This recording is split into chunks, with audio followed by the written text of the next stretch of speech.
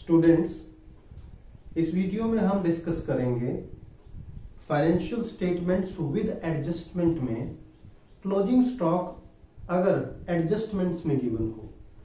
देखिए स्टूडेंट्स, आप जानते भी होंगे या बड़ा सिंपल है, क्लोजिंग स्टॉक जब एडजस्टमेंट्स में गिवन हो तो सभी बताते हैं और ये ट्रू भी है, ट्रेडिंग अकाउंट के क्रेडिट में लिखते हैं और बैलेंस शीट की एसेट साइड में। ये तो इसका सिंपल ट्रीटमेंट हुआ, लेकिन ऐसा होता क्यों है, इसके पीछे का रीजन समझते हैं एक बार।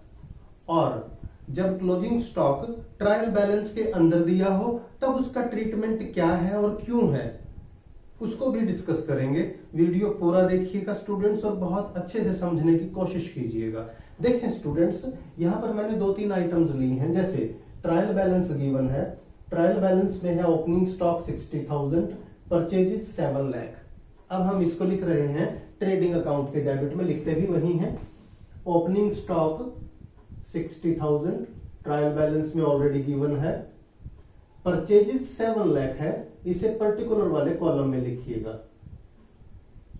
अब एक बात और समझ लें स्टूडेंट्स, हम ये परचेजेस और ओपनिंग स्टॉक को देखिए ट्रेडिंग अकाउंट के डेबिट में लिखते हैं। डेबिट रिप्रेजेंट करता है एक्सपेंसेस, यानी कॉस्ट ऑफ सेल्स को भी। कॉस्ट का मतलब एक्सपेंस ही हुआ, यानी साल के शुरू में जो हमारे पास ओपनिंग स्टॉक था वो किस लिए यूज होगा, सेल करने के लिए यूज होगा, यानी वो कॉस्ट हो गई हमारी। प्लस परचेजेस, यानी मोटे तौर पर अगर हम देखें तो हमारे पास during the year 60,000 plus 7 lakh, 7 lakh 60,000 का टोटल गुड्स हो गया। देखिए क्या करने के लिए, सेल करने के लिए। बट हमने जब साल के एंड में देखा 31 मार्च के बाद, हमने पाया कि टोटल तो गुड्स था 7,60,000 का, लेकिन stock on 31 March 2021 valued at ₹40,000, ये हमारा क्लोजिंग स्टॉक है। इस 7,60,000 में से 40,000 तो अनसोल्ड है, उसे अभी सेल नहीं किया गया है। This is stock at the end. इसका मतलब वो हमारा कॉस्ट का पार्ट इस साल का नहीं हो सकता। वो कब का होगा, वो कॉस्ट का पार्ट होगा नेक्स्ट ईयर का। बात समझ लें students, opening stock plus purchases 7,60,000 का टोटल गुड्स था, इसमें से वो माइनस करना होगा हमें जो स्टॉक एट द एंड बचा। क्यों माइनस करेंगे, क्योंकि वो इस साल की कॉस्ट ट्रीट नहीं हो सकती, क्योंकि वो सेल नहीं हुआ। अब समझे इस बात को बेटा, वो गुड्स हमने इस साल खरीदा जरूर है, बट वो इस साल की कॉस्ट नहीं माना जाएगा, क्योंकि उसको हम प्रोडक्शन के लिए या सेल करने के लिए नेक्स्ट ईयर यूज करेंगे। इसका मतलब ये हुआ कि परचेजेस में से, यानी इन दोनों में से वो माइनस हो जाना चाहिए। माइनस कैसे होगा, ड्यूरिंग द ईयर तो हमने एंट्री पास नहीं की, तो अब माइनस कर देते हैं। अकाउंटिंग में माइनस करने का तरीका क्या होता है स्टूडेंट्स, कोई भी आइटम अगर आपको माइनस करनी हो तो उसके रिवर्स साइड लिख दो। जैसे ये दोनों वैल्यूज 60 और 7 लाख डेबिट में लिखे हैं, अगर हम क्लोजिंग स्टॉक को ट्रेडिंग अकाउंट के क्रेडिट में लिख दें तो ऑटोमेटिकली उसका इफेक्ट क्या आ गया, वो इन दोनों आइटम्स में से माइनस हो गई। यानी जब भी क्लोजिंग स्टॉक ट्रायल बैलेंस के नीचे एडजस्टमेंट्स में गिवन हो तो इसकी जर्नल एंट्री क्या होगी स्टूडेंट्स, जर्नल एंट्री देखिएगा, जर्नल एंट्री होगी closing stock account debit, debit balance हो गया देखिए इसका, टू ट्रेडिंग अकाउंट, इसकी ये जर्नल एंट्री होगी टू ट्रेडिंग अकाउंट। यानी ट्रेडिंग अकाउंट क्रेडिट हुआ है तो क्लोजिंग स्टॉक को ट्रेडिंग अकाउंट के क्रेडिट में ट्रांसफर कर देंगे, यानी यहां क्लोजिंग स्टॉक आ जाएगा हमारा 40,000। देखिए अब क्योंकि क्लोजिंग स्टॉक डेबिट हुआ है, इसका डेबिट बैलेंस है, तो इसका सेकंड इफेक्ट कहां पड़ेगा, बैलेंस शीट की एसेट साइड में दिखाएंगे। देखिए इसको, क्लोजिंग स्टॉक 40,000, यानी ये तो मैंने स्टार्टिंग में ही बता दिया था, जब भी क्लोजिंग स्टॉक ट्रायल बैलेंस के नीचे एडजस्टमेंट्स में गिवन हो तो एक बार ट्रेडिंग अकाउंट के क्रेडिट में आता है और दूसरा बैलेंस शीट की एसेट साइड में आता है। इसकी ये जर्नल एंट्री पास हुई।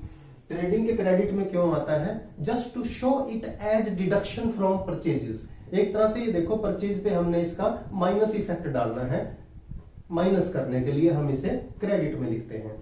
अब थोड़ा सा आगे भी हम डिस्कस करेंगे स्टूडेंट्स, ध्यान से सुनिएगा। कई बार एडजस्टमेंट्स में क्लोजिंग स्टॉक की दो वैल्यूज दी होंगी, एक कॉस्ट प्राइस और एक मार्केट प्राइस। कॉस्ट प्राइस वो है कि हमारे अनुसार क्लोजिंग स्टॉक की वैल्यू कितनी है। सेकंड, हम मार्केट वैल्यू भी देखते हैं, हर एसेट की नहीं देखते, स्टॉक की देखते हैं, याद रखिए। तो इसमें फॉर्मूला अप्लाई होता है विच एवर इज लेस, यानी कॉस्ट प्राइस, मैं लिख देता हूं स्टूडेंट्स, याद रखिए। कॉस्ट प्राइस वो है जो हमने कैलकुलेट की है, प्लस हम ये देखेंगे जो क्लोजिंग स्टॉक हमारे पास एट द एंड है उसकी मार्केट वैल्यू क्या है। दोनों को कंपैरिजन करेंगे, कंपैरिजन करके which ever is the less, याद रखना इन दोनों में से जो भी वैल्यू हो उसे कंसीडर किया जाएगा जनरल एंट्री के लिए, और यहाँ ट्रेडिंग के क्रेडिट में और बैलेंस शीट की एसेट साइड में लिखने के लिए। ये तो हुआ क्लोजिंग स्टॉक का ट्रीटमेंट स्टूडेंट्स। अब कई बार क्या होगा, एक बात और ध्यान से सुनना अभी, क्लोजिंग स्टॉक ट्रायल बैलेंस में ही दिया होगा। अब ध्यान से देखिए, मैं आपके सामने एक प्रश्न लेकर आया हूं, उसी का आंसर भी दूंगा आपको। यानी अगर क्लोजिंग स्टॉक, यहां मैं लिख देता हूं, if closing stock appears in trial balance, यानी क्लोजिंग स्टॉक अगर ट्रायल बैलेंस में ही दिया हो, इसे ध्यान से समझ लें स्टूडेंट्स। जब क्लोजिंग स्टॉक ट्रायल बैलेंस में दिया है, इसका मतलब ये हुआ कि क्लोजिंग स्टॉक को परचेजेस के अगेंस्ट एडजस्ट कर दिया गया है, उसकी जर्नल एंट्री पास हो चुकी है। दोबारा सुन लें, जब भी क्लोजिंग स्टॉक ट्रायल बैलेंस में दिया हो, इसका मतलब वो एडजस्ट हो चुका है अगेंस्ट परचेजेस, वो परचेज में से माइनस किया जा चुका है 31 मार्च को, उसकी जर्नल एंट्री पास हो चुकी होगी। क्या जर्नल एंट्री हो चुकी होगी, ध्यान से देखिए स्टूडेंट्स। उस केस में जनरल एंट्री हो चुकी होगी closing stock account debit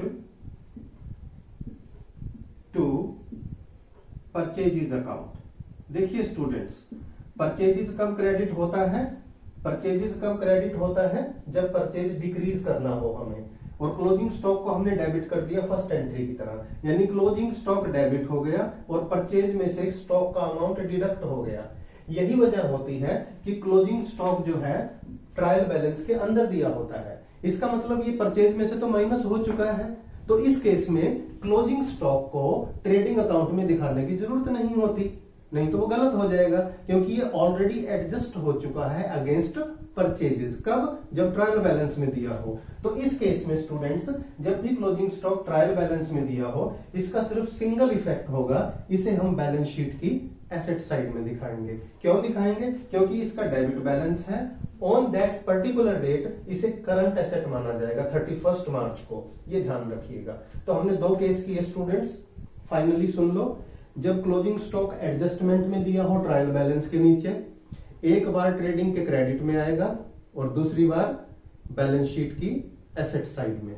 amount कौन सा, कॉस्ट और मार्केट वैल्यू अगर दोनों दे रखी हो तो विच एवर इज लेस, अगर एक ही वैल्यू दे रखी हो तो उसे ही कंसिडर करना है। सेकंड थिंग, अगर क्लोजिंग स्टॉक ट्रायल बैलेंस के अंदर दिया हो, इसका मतलब ये परचेज के अगेंस्ट एडजस्ट हो चुका है, इसे ट्रेडिंग अकाउंट में नहीं दिखाएंगे, इसे सिर्फ बैलेंस शीट की एसेट साइड में दिखाएंगे। उम्मीद है ये टॉपिक आपको बहुत अच्छे से समझ में आया होगा स्टूडेंट्स। वीडियो अपने फ्रेंड्स के साथ शेयर करें, और चैनल अभी तक सब्सक्राइब नहीं किया, चैनल को सब्सक्राइब कीजिएगा। और एक बात याद रखिएगा, हर एडजस्टमेंट पे मैं सिंगल अलग से सेपरेट वीडियो बना रहा हूं, ताकि हर एडजस्टमेंट आपको बहुत अच्छे से समझ में आए और आपके बेसिक्स स्ट्रांग हो।